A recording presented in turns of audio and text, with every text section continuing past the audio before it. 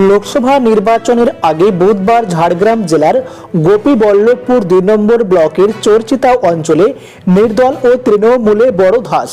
জানা যাচ্ছে, ভামাল বুথের নির্দলের জয়ী প্রার্থী জগদীশ কুমার মণ্ডল সহ 50টি পরিবার দল ছেড়ে জাতীয় জনতা পার্টিতে যোগদান করেন।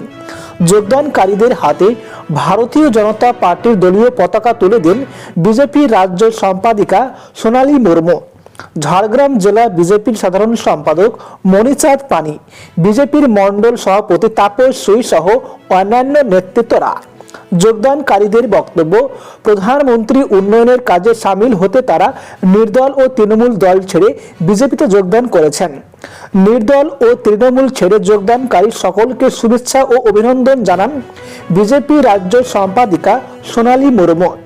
তিনি বলেন, লোকসভা নির্বাচন যতই এগিয়ে আসবে ততই শাসক দল তৃণমূল দল ছেড়ে মানুষ দলে দলে বিজেপিতে যোগদান করবেন। রাজ্য সরকারের দুর্নীতির বিরুদ্ধে মানুষ আর তৃণমূল দলের সাথে থাকবে না, যার ফলে লোকসভা নির্বাচনের আগে গোপীবল্লভপুর 2 মণ্ডল বিজেপি দল তাদের শক্তি বাড়ালো বলে রাজনৈতিক মহলের অনুমান। প্রসঙ্গত, লোকসভা নির্বাচনকে পাখির চোখ করতে ও রাজ্য সরকারের একাধিক দুর্নীতির বিরুদ্ধে গোপীবল্লভপুর 2 নং ব্লকের নোটাতে বিজেপির দলীয় কার্যালয়ে বিজেপির নেতৃত্বদের নিয়ে আয়োজিত হলো গুরুত্বপূর্ণ কর্মী বৈঠক।